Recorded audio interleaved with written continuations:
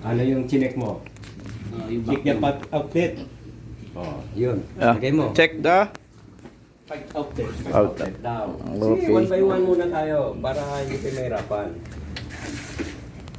check the Pipe outlet. Okay. pipe Tapos, you found out? No vacuum. outlet Oh.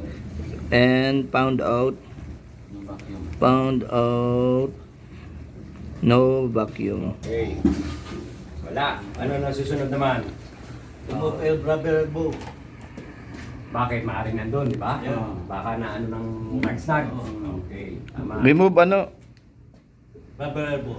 Remove rubber Diyan. Next step is elbow. remove the rubber elbow. Why? Why?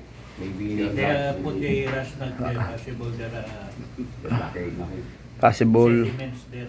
possible Yes. Okay. possible So, kuha siya Possible ng what? gamit.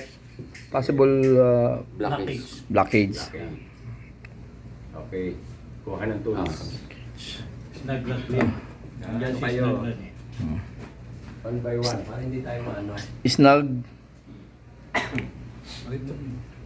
So this is the vacuum toilet. Yeah. Then Riser. Like. riser line. Possible low vacuum No vacuum supply.